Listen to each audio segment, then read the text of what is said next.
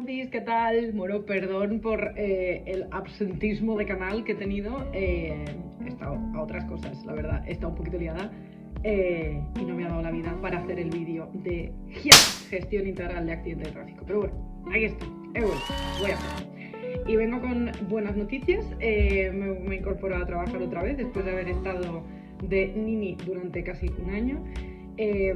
Estoy contenta por los siguientes motivos. Me han dado un contrato de 3 meses.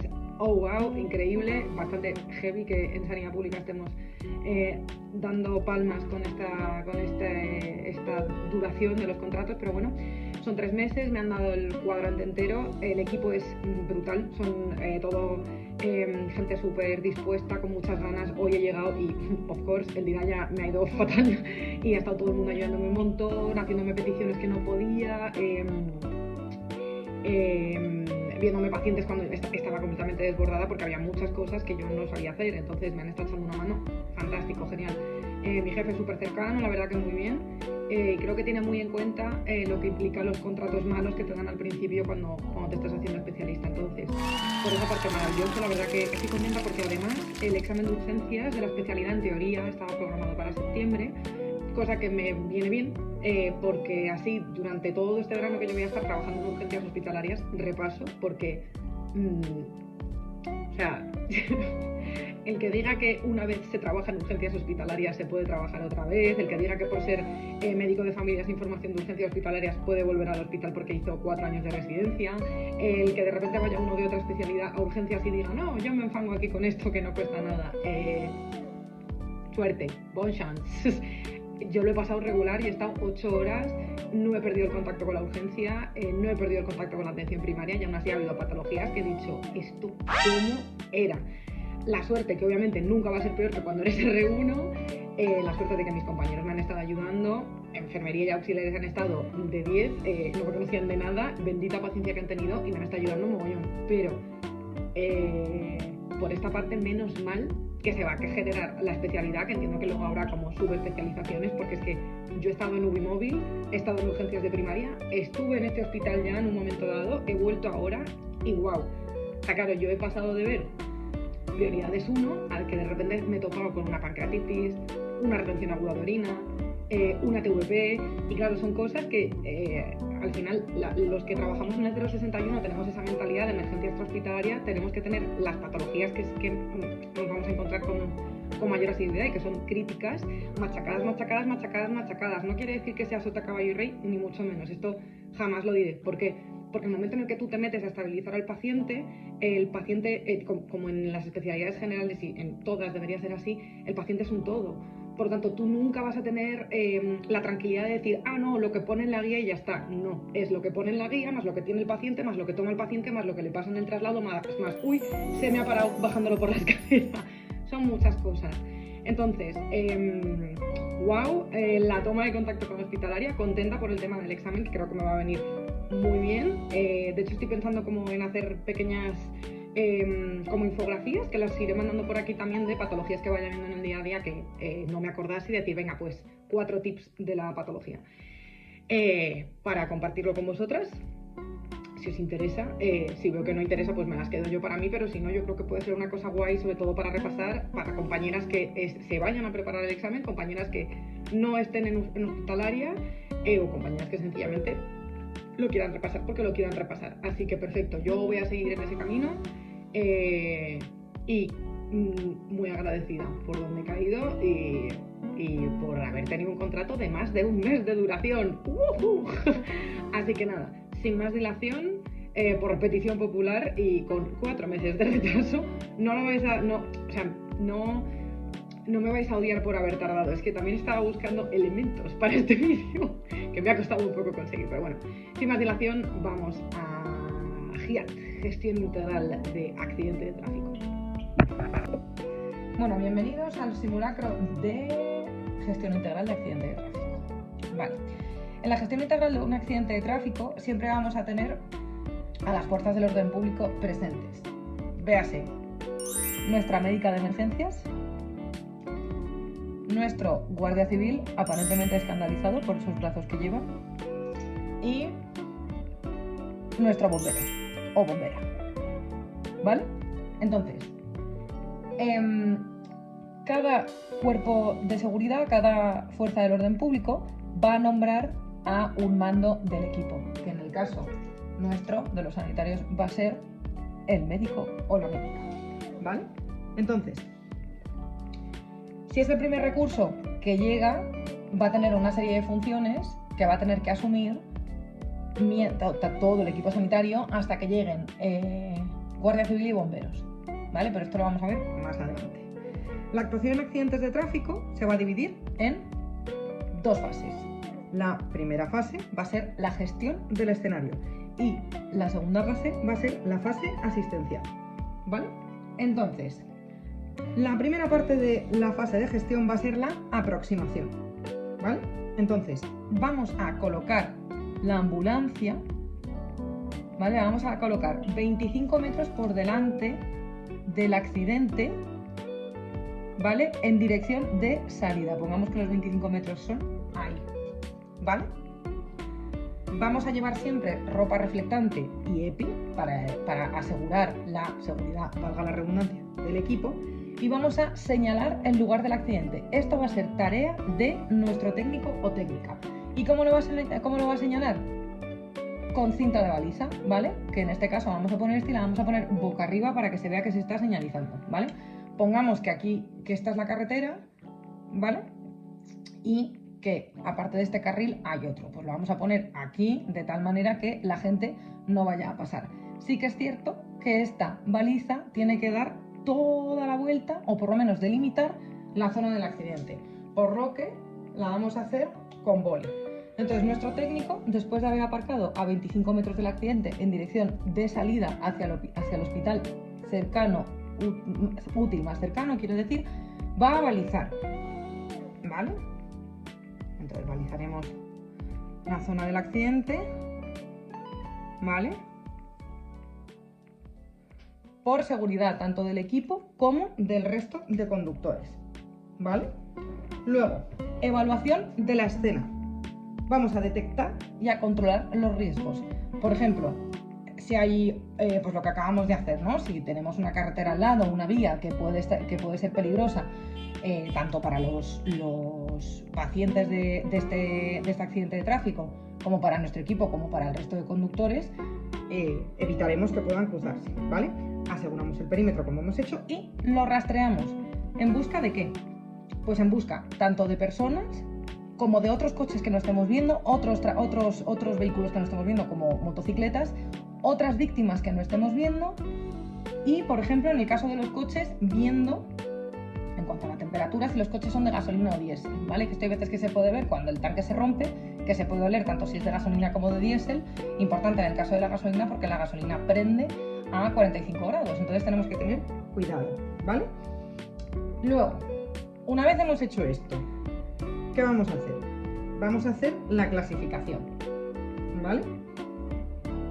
La clasificación va a ser según el ABCDE y vamos a establecer prioridades. Es decir, si yo, por ejemplo, tengo a este paciente de aquí, si es el más grave y lo tengo que tratar aquí, me da igual que sea el más grave porque me está colapsando, me está eclipsando la visión de cara al resto de pacientes. Entonces, tendré que decidir cuál trataré, cuántos recursos tengo y cómo puedo hacer para que el bienestar de tanto mi equipo como de los pacientes sea el más favorable.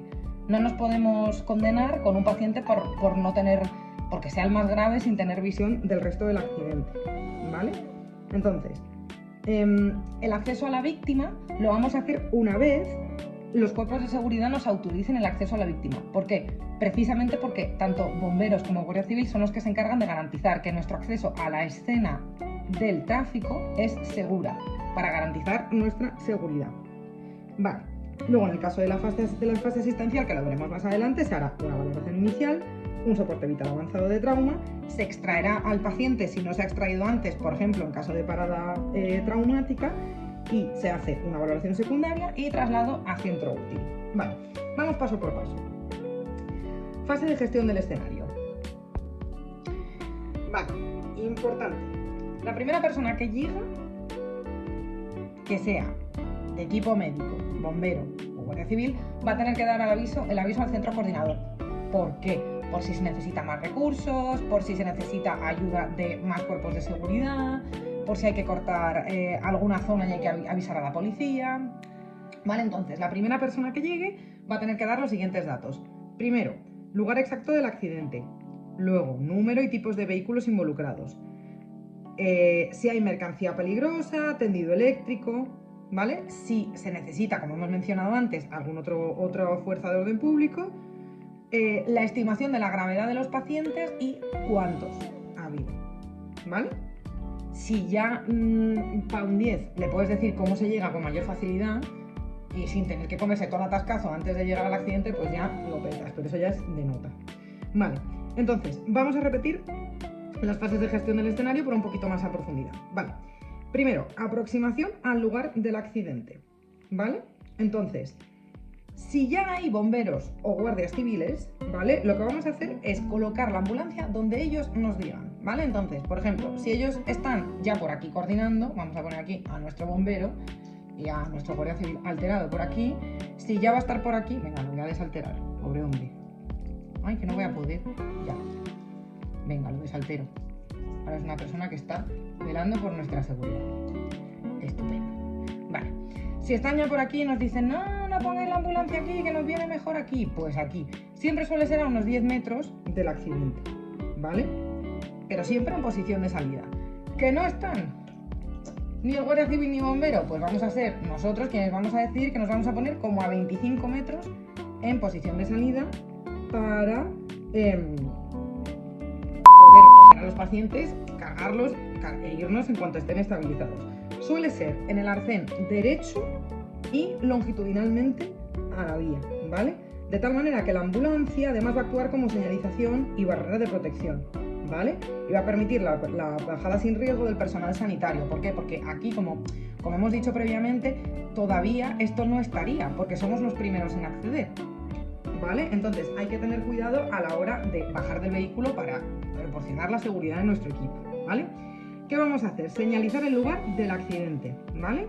Tanto cinta balizante como triángulos reflectantes, ¿vale? Mínimo a 50 metros del accidente, porque por lo general estos accidentes que son a tan alto impacto suelen ser en puntos de carreteras que van a toda velocidad. Entonces, por lo menos darle el margen a los coches que vienen detrás para que no vayan tan rápido y que sepan que hay un accidente, ¿vale? Lo que es súper importante, que lo hemos mencionado antes, es siempre llevar ropa reflectante y llevar EPI, ¿vale? Todos los vehículos que vayamos trayendo nosotros, tanto guardia civil como bomberos como ambulancia, van a estar siempre con las luces encendidas, ¿vale? Esto con respecto a la aproximación al punto del accidente. Vale, evaluación de la escena. A ver, realmente quien se debería encargar de la seguridad de la escena son cuerpos de seguridad, policía, guardia civil o bomberos. Pero, ¿qué pasa si imagínate que el accidente está más cerca de tu base o que tu equipo acaba de darse como disponible y de repente, yendo hacia su base, se topa con un accidente? Bueno, pues aquí toca que hagamos un poco de MacGyver, ¿vale? Entonces, el equipo sanitario va a ser el primero en llegar y lo primero que vamos a hacer va a ser detectar y controlar los riesgos, ¿vale? Entonces, primero, generalmente suele ser médico o técnico, ¿vale? Pero principalmente médico, va a ir vigilando los coches y taponando las fugas de combustible, ¿vale? La llave de contacto se debe, si se puede, porque por ejemplo aquí es muy peligroso entrar, sin embargo aquí sí que se podría. Se entra en el coche, se quita la llave de contacto, ¿vale?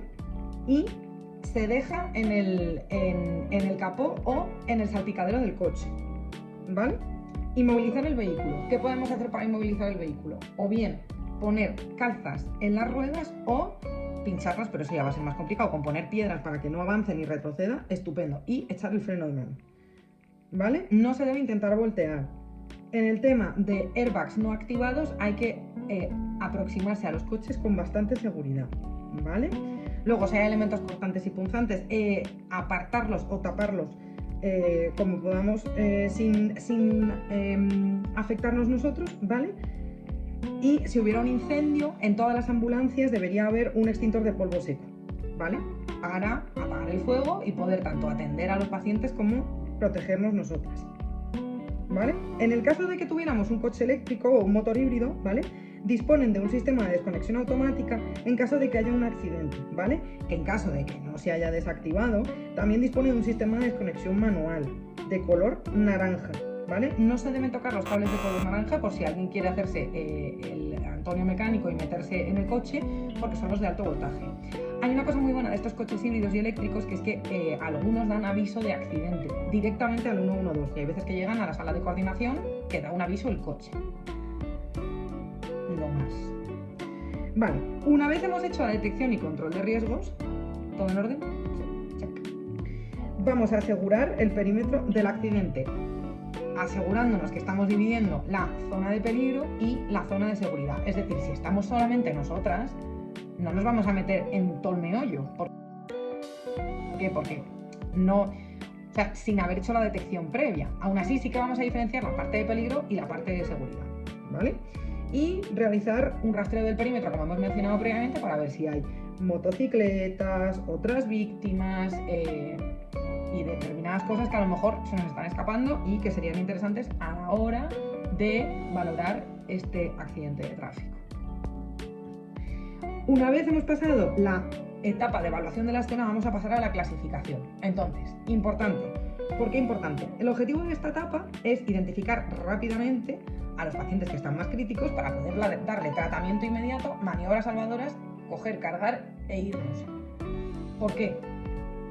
Porque es un sitio que es muy difícil, es muy hostil, es un sitio potencialmente peligroso y al haber tanto barullo es importante clasificar bien para poder llevarnos a los más críticos y en cuanto vayan llegando nuevos equipos, si es que llegan, poder decirles rápidamente de cuáles se pueden encargar y nosotros encargarnos del más grave al ser el primer equipo que hemos venido, ¿vale?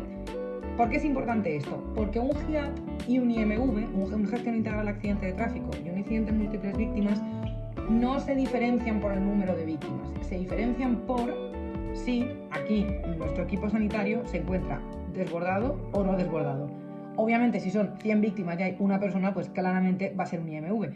Pero en caso de que hubiera 3 víctimas y aquí nuestro equipo se siente completamente desbordado, vamos a utilizar los criterios STAR para hacer la clasificación, ¿vale? En caso de que no, vamos a intentar hacer una valoración inicial primaria de puturru de foie, que ya tenemos un vídeo de esto, el XABCDE, le vamos a dar una letra a cada persona y nos vamos a quedar con el que esté más crítico y nos quite menos visión del resto del accidente. Con vistas a que, a lo que hemos dicho antes, que a medida que vayan viniendo más equipos por haber avisado al centro coordinador, ya les podemos decir, este es una C y es prioridad quirúrgica, este es una D y hay que intubarlo, este es una A y me lo quedo yo. Y ya está. Y así de sencillo. Y hacemos una valoración inicial tranquilas, con calma, de 1 minuto, con maniobras salvadoras que van a ser torniquete y cánula orofaringia y a volar, ¿vale? Hay que acordarnos de que no nos podemos agobiar, porque si nos agobiamos y nos ponemos a tratar a todos porque queremos salvar a todos, vamos a estar perjudicándoles de manera indirecta, tanto a medio y largo plazo como a corto. Vale, entonces, se hace la clasificación, ¿vale? Se analiza el mecanismo lesional, la intensidad y la impresión general, ¿vale?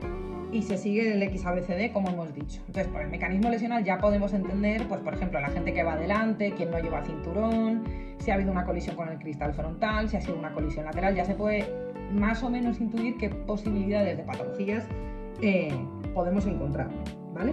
Entonces, las medidas salvadoras, como ya hemos dicho, va a ser la cánula orofaringia, control de hemorragias exsanguinantes, ¿vale? Es cierto que en nuestra primera valoración inicial vamos a valorar el estado circulatorio con presencia de frecuencia, calidad del pulso y perfusión, tomando pulso, viendo la perfusión y valorando la frecuencia cardíaca, y el estado neurológico, para valorar si responde a estímulos, ¿vale? Entonces, hay una serie de principios generales dentro de la clasificación, dentro ya de la asistencia como tal, que son: primero se salva la vida, luego se salva el miembro y tercero se salva la función y cuarto la estética, ¿vale? Saber que las principales amenazas para la vida son la asfixia, la hemorragia y el shock de diversos tipos, porque ya sabéis que en un trauma grave nos podemos encontrar con un neumotoras a tensión, con un taponamiento pericárdico, con un shock hipovolémico, con múltiples shocks que pueden estar comprometiendo la vida del paciente, ¿vale? Entonces, el objetivo principal de la clasificación es encontrar al muchacho que esté peorcico para cogerlo y llevárnoslo, ¿vale? Entonces, el orden de prioridades va a ser la asistencia, la extracción y la evacuación, ¿vale? Entonces, vamos a poner este ejemplo. Aquí tenemos nuestro caso, nuestro ejemplo, ¿vale? Tenemos aquí a una paciente con un neumotórax. Aquí tenemos a un paciente muerto, el de Azurico, y este es un paciente que tiene un traumatismo penetrante en abdomen. Entonces, las prioridades de asistencia, extracción y evacuación, ¿a quiénes van a ir? Vale, pues esta paciente va a ser la que necesite prioridad de asistencia, precisamente por su patología crítica.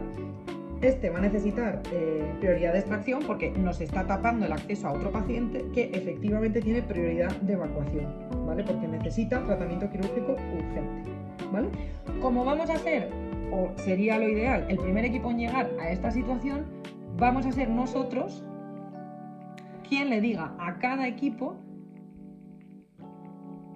este ha dejado de ser bombero y este es un DQ, le vamos a decir a cada equipo a qué paciente va a tener que atender. Vale, y en el punto de aproximación a la víctima vamos a buscar la manera más rápida, ¿vale? A través de los accesos y espacios más seguros para no correr el riesgo nosotros de sufrir cualquier incidente dentro del accidente, ¿vale? Entonces, ¿cómo sabemos si una vez ya hay fuerzas del orden público, la médica puede entrar aquí? Pues va a ser el bombero que va a decir, oye, mira, pues mi equipo ha conseguido levantar este coche y puedes valorar a este paciente. Oye, pues mira, este paciente pues lo hemos conseguido sacar de la puerta y ya lo puedes ver, ¿vale? Por ejemplo, esta paciente, realmente aquí sí que podemos hacer el trabajo nosotros, con ayuda obviamente de fuerzas de orden público.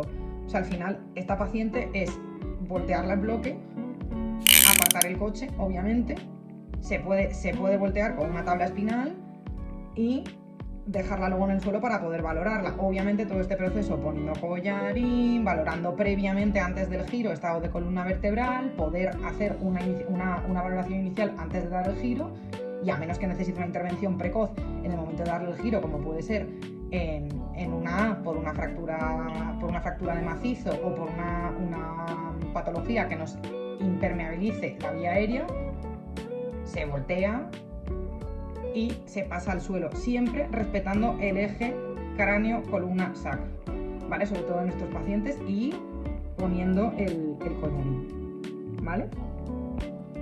Hay que tener en cuenta que este proceso de que los bomberos consigan quitar los coches puede durar mucho tiempo. Por eso, antes de que los retiren, podemos valorar a los pacientes desde dentro del coche, ¿vale? Hay algunos que se podrán y otros que no. Sí que es cierto que si hay pacientes que están en situación de parada o en periparada, se pueden extraer con una serie de maniobras que podemos ver en otro vídeo, ¿vale?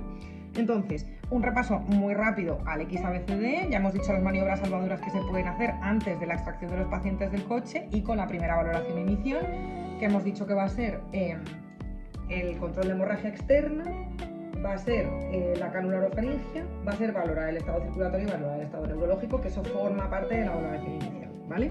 Entonces, se hace un XABCD rápido. X, valorar la presencia de hemorragias y tratarlas en caso de que sea necesario. A, mantener la vía aérea permeable, colocar el collarín.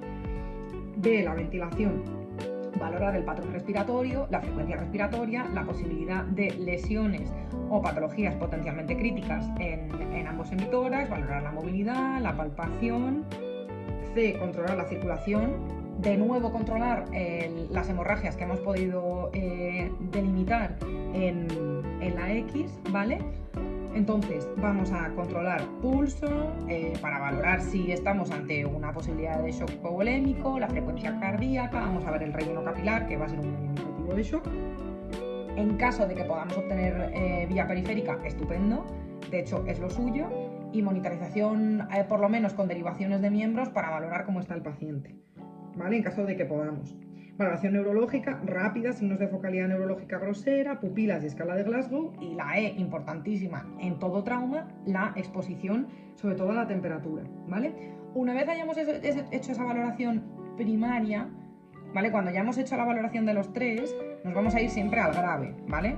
Al más grave. Luego llegarán otros compañeros que nos van a ayudar. Entonces, imaginaos que este es el equipo médico y se queda con este, ¿vale? Que dice, guau, pues este es el abdomen penetrante, ya he visto a los otros 3 y el neumotórax no lo he visto a tensión, así que está más o menos controlándose, este es el exitus fuera y este es el paciente que yo he visto que tiene más gravedad y criterio de derivación quirúrgica. Entonces llega este muchacho y le dice, oye, mira, esa chavala de ahí es una B, tiene estas constantes y es un neumotórax, vigílala porque probablemente sea un neumotórax a tensión. Vale, estupendo, muchas gracias. Llega el otro y le dice, mira, este es un exitus, vete para allá porque a este probablemente haya que hacer el certificado, hablar con policía judicial, tomar muestras y hablar con la familia. Vale, muchas gracias. Y ya tenemos nuestro reparto hecho. Entonces, nos vamos a poner con este paciente y le vamos a hacer su XABCD, y una vez esté hecho y tengamos al paciente estabilizado y sí o sí con su collarín y con su analgesia puesta, porque ya sabéis que en los traumas hay mucho dolor, vamos a proceder a las técnicas de inmovilización y movilización, que esto lo vamos a hacer siempre con nuestro equipo de sanitarios, ¿vale? En el caso de que la extracción incluya descarcelación, que va a ser sacar del coche, vamos a tener que trabajar sí o sí con bomberos, porque nosotros no descarcelamos, ya lo que nos faltaba llevar ahí el brico de pot en la ambulancia, y nos van a ayudar ellos a sacar a los pacientes del coche, ¿vale? Entonces, a estos pacientes, con estos pacientes, sobre todo cuando estamos con un equipo más grande con el que hemos trabajado mucho, es importante que se establezca un coordinador a la hora de hacer las movilizaciones, ¿vale? Lo suyo es que este se ponga siempre en la cabeza. ¿Por qué? Porque por lo general más o menos se entiende que el que está a la cabeza es el que manda. Luego es cierto que es recomendable pegar un buen berrido, no de malas maneras, pero con voz alta decir, manda cabeza, es decir, mando yo. ¿Por qué? Porque si nos agachamos y vamos elevando al paciente, inclinándolo hacia los lados, estamos haciendo que peligre mucho la estabilidad de su eje cráneo, columna, sacro. Así que con cuidadito se decide quién manda, que suele ser sanitario, porque es quien tiene que velar por la integridad del paciente una vez está excarcelado o extraído del coche, y todo el mundo tiene que achacar que manda cabeza, porque como hay un fallo, se la carga cabeza, ¿vale? Y luego, ¿qué hacemos con estos pacientes? Pues lo llevamos a nuestra ambulancia, que está aquí, escondidica. Aquí se hace una valoración secundaria y en cuanto vemos que cada equipo médico está con su paciente y listo, ¿vale? En caso de que no tengamos una prioridad quirúrgica, porque si tenemos una prioridad quirúrgica nos piramos, cuando vemos que está todo más o menos gestionado, cogemos y nos marchemos. Y triqui triqui, así de sencillo. Por lo tanto, ¿qué es lo que va a ser más importante a la hora de hacer una gestión integral de accidente de tráfico? Bien, pues dividir la fase de gestión y la fase asistencial, y que la fase de gestión siempre vaya antes que la fase asistencial, porque el héroe muerto no salva vidas, eso es importante. Y luego, porque nunca vamos a saber la dimensión del accidente que estamos intentando gestionar si no oteamos el horizonte y vemos el escenario antes de meternos al pilón, que nos cuesta mucho porque lo nuestro es curar y nos va a costar mucho no meternos del tirón. Entonces, fase de gestión, fase asistencial, ¿vale? La fase de gestión va a variar mucho en función de si ya tenemos fuerzas de orden público o no las tenemos. ¿Por qué? Porque la detección de riesgos en el escenario, la delimitación del escenario, el valorar si hay riesgos y eliminarlos del escenario y luego aproximarnos a la víctima va a ser muy diferente si hay bomberos que se van a encargar de hacer todo esto, además de habilitarnos el acceso perfecto para poder entrar al paciente y el más seguro, a que si estamos solamente nosotras. Aún así es importante saber que la delimitación lo tiene que hacer nuestro técnico, el triaje nos tiene que ayudar nuestro equipo de enfermería, obviamente, por si hubiera que utilizar medidas salvadoras, pero que el ABCD lo tenemos que hacer, el XABCD lo tenemos que hacer nosotras, ¿vale? En caso de que hubiera fuerzas de orden público, fantástico, porque ya es ir a lo nuestro, que es hacer la valoración inicial de todos los pacientes, valorar qué letra tiene cada uno en función de la patología. Tú tienes una C porque está chocado y me cuadra que sea un sónico, un sótico volémico. tú eres una B porque estoy viendo que tienes respiración paradójica, me parece que tienes un bolet, y tú tienes una D porque te has pegado un chupinazo en la cabeza y estoy viendo que tu Glasgow va abajo y tienes ahí unas pupilas anisocóricas que no me están gustando nada. Vale, delimitamos, o sea, decimos qué letra tiene cada uno y previamente habremos llamado al centro coordinador una vez valoradas que hay X víctimas con tal gravedad, con tal cual, e irán viniendo los equipos en caso de que puedan. En caso de que puedan, vendrán traslado de críticos, vendrá otra ambulancia del 061, vendrá un DECU, vendrá una ambulancia de traslado, porque hay veces que ocurre que no hay más equipos y llega una ambulancia de traslado, y tendremos que ser nosotros quienes decidamos a qué recurso se le asigna qué paciente, y esto es importante, ¿vale? Yo tuve la suerte de que el GIAT más grande que tuve que gestionar, tuve la maravillosa suerte de que vino traslado de críticos y vino un DECU que estaba cerca. Entonces, el DECU se llevó una D, yo me quedé con una C, con un abdomen penetrante, y el otro equipo se llevó ¿qué era? Era una D, pero no tenía ningún criterio de gravedad, estaba únicamente un poco obnubilada y al final no pasó nada, así que bueno. Entonces fue genial porque yo tenía equipos de UBI móvil con sus 3 personas, pero si no hay que quedarse y organizar de tal manera que el recurso más capacitado se lleve al siguiente paciente más grave después del nuestro, ¿vale? Importante saber dónde aparcar el vehículo para no entorpecer, pero a la vez estar en un sitio en el que protejamos la escena del tráfico y podamos salir rápido una vez hayamos cargado al paciente, ¿vale? Si hay cualquier duda, me podéis escribir y lo podemos repasar otra vez. Bueno, aparte de esto, yo siempre utilizo bibliografía para este tipo de vídeos. En este caso he utilizado el manual de la escuela SAMU, en el que participé yo, como trabajo final de máster. He utilizado el protocolo de actuación en gestión integral de accidente de tráfico de la Junta de Andalucía del 061 y el del SESCAM. El del SESCAM está muy bien, a mí me gusta bastante. Vale, aunque sí que es cierto que el nuestro es el del 061, que también está perfecto, pero yo es que empatizo mucho con el SESCAM, a mí me gusta mucho el SESCAM para muchas cosas. Así que nada, espero que os haya gustado, siento la tardanza, y dentro de poco pues lanzaré otra encuesta para hacer otro videito más de Stay and Play. Así que nada, cualquier duda me podéis escribir, yo intentaré resolverla, en caso de no resolverla, pues preguntaré a los grandes sabios que siguen trabajando en la calle. Y nada más, que muchas gracias por seguir por aquí y espero que os sigan sirviendo estos vídeos, tanto como a mí cuando vuelva a la extrahospitalaria. Un saludo, hasta luego.